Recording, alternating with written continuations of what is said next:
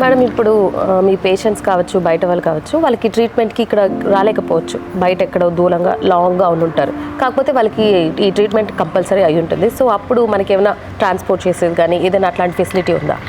చాలా వరకు చేస్తున్నాం. ఇప్పుడు వరకు మనం కొరియర్ చేస్తున్నాం. పక్షవాతం వాళ్ళు లాస్ట్ మనకి చాలా వరకు తెలంగాణ అటు సైడ్ నుంచి వస్తారు, బళ్ళారి, ఒස්සూరు అలాంటి వాళ్ళు ఏమంటే వన్ సైడ్ ఒకసారి వచ్చి ట్రీట్మెంట్ తీసుకొని పోయి, మేడం మేము ఇంత లాంగ్ మాకు కొద్దిగా ఇబ్బంది అవుతుందంటే నిజంగా వాళ్ళు రాని పరిస్థితుల్లో మేమే కొరియర్ చేస్తున్నాం. మేము దాదాపు మాకు 1 monthలో ఒక 40 to 50 కొరియర్స్ పోతున్నాయి.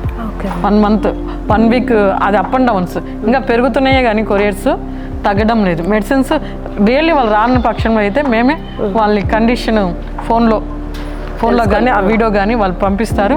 మేము దాన్ని చెక్అవుట్ చేసి వాళ్ళకి నిజంగానే వాళ్ళు రాలేని పక్షంలో అయితే మేము కొరియర్ చేస్తాం. సో మన ఆంధ్ర, తెలంగాణ మొత్తం బోత్ సైడ్స్ ఎక్కడైనా? కర్ణాటక నుంచి కూడా వస్తున్నారు, కర్ణాటక కూడా పంపిస్తున్నాం, త్రూ తమిళనాడు కూడా.